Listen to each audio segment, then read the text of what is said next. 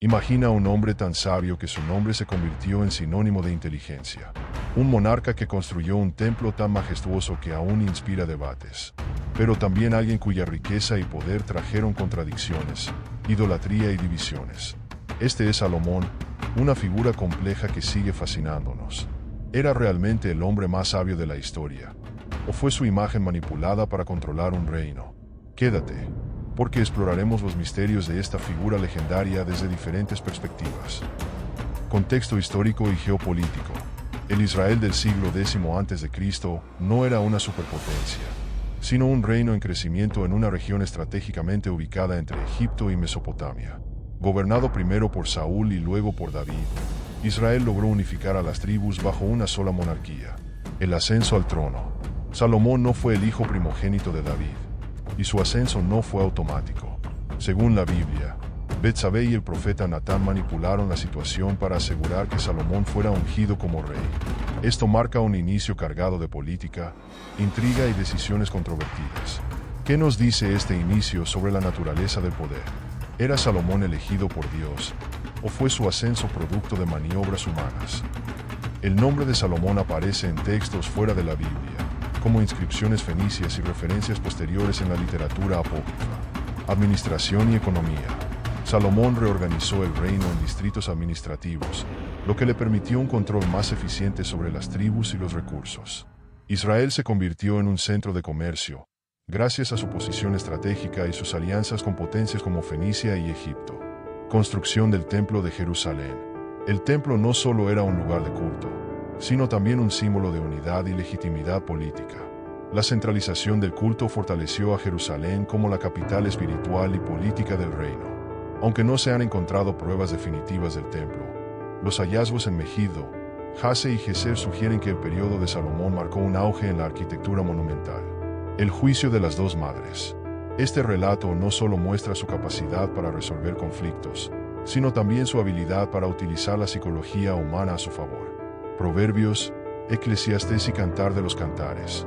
Estos textos presentan una visión del mundo que va desde la simple moralidad práctica hasta profundas reflexiones filosóficas sobre la existencia.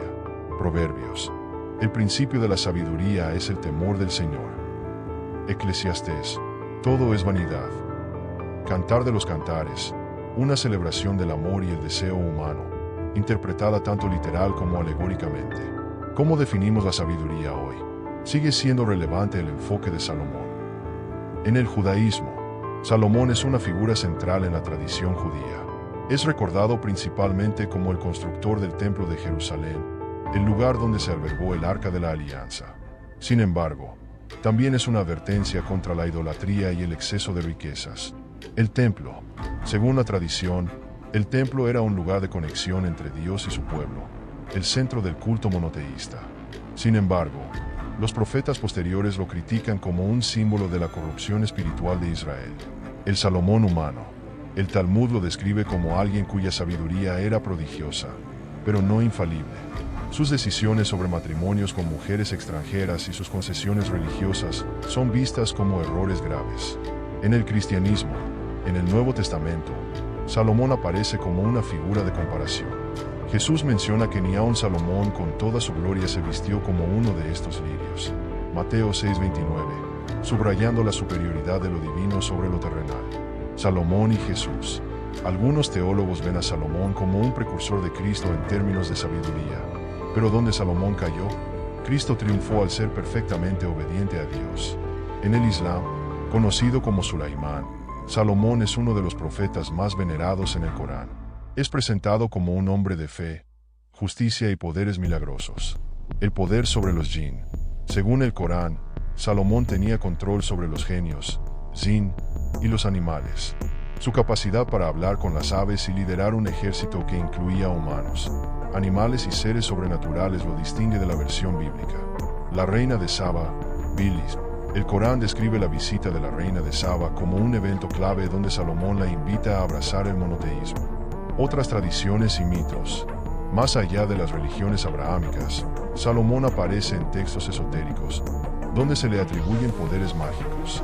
El anillo de Salomón.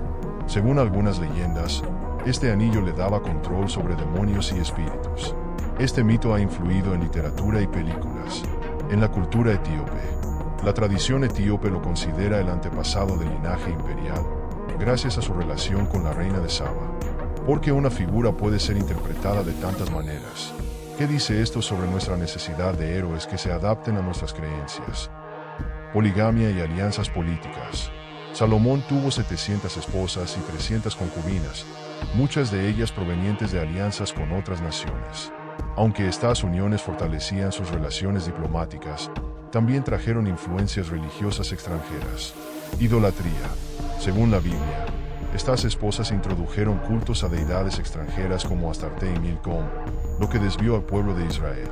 Su caída espiritual. La Biblia relata que, en su vejez, Salomón se alejó de Dios, adorando ídolos y permitiendo prácticas que estaban en contra de la ley mosaica. ¿Por qué cayó? Algunos interpretan su caída como resultado de la arrogancia que surge del poder absoluto.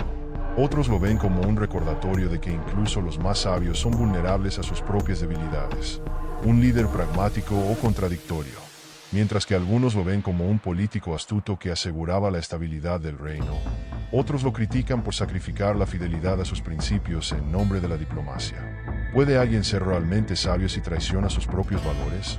¿O la sabiduría incluye la capacidad de adaptarse, incluso si eso significa comprometer principios? Las minas del rey Salomón. La idea de minas llenas de oro y riquezas infinitas ha capturado la imaginación de muchos. Aunque no hay evidencia arqueológica de su existencia, estas minas simbolizan el deseo humano de encontrar una fuente inagotable de riqueza y poder. Literatura y cine.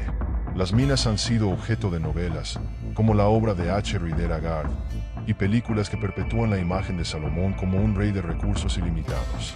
La reina de Saba. La relación entre Salomón y la reina de Saba ha sido interpretada de muchas maneras.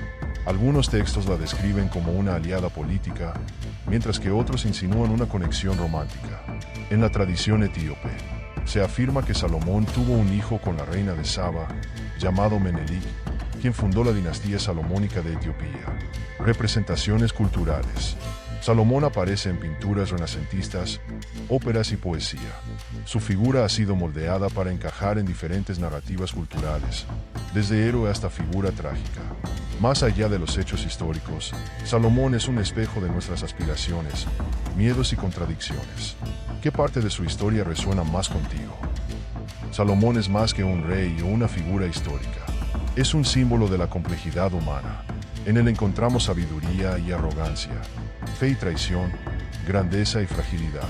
Tal vez, lo que más nos atrae de Salomón es que, a pesar de ser un gigante de su tiempo, sus luchas son profundamente humanas.